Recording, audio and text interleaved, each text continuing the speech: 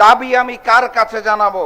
যারা ক্ষমতায় এসে মানুষের শরীরের অঙ্গ প্রত্যঙ্গে চাপ দিয়ে চাঁদা দাবি করে, তাদের কাছে দাবি করতে চাই না।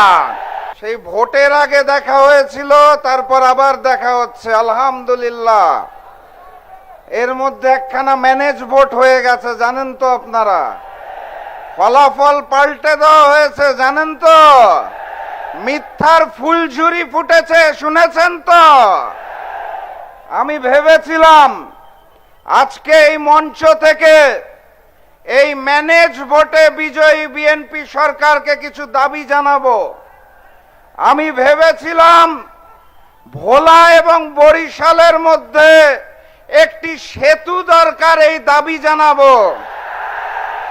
আমি ভেবেছিলাম ভাঙ্গা থেকে কুয়াকাটা পর্যন্ত 6 লেনের রাস্তা দরকার, এই দাবি জানাবো।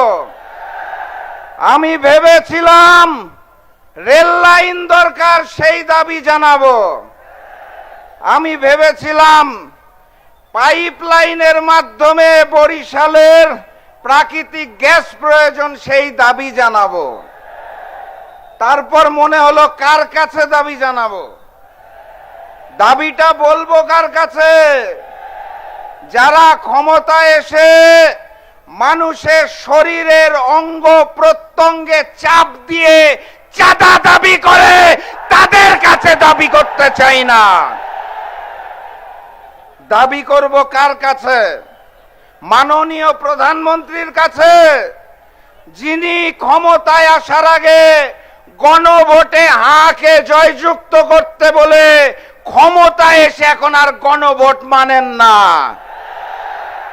দাবি করব কি আমি স্বরাষ্ট্রমন্ত্রীর কাছে, যিনি পবিত্র সংসদে দাঁড়িয়ে স্পষ্ট ভাষায় বলেছেন যদি নির্বাচন পিছিয়ে যায় এই কারণে আপোষ করেছি, গণভোটকে তখন মেনেছিলাম, এখন মানি না।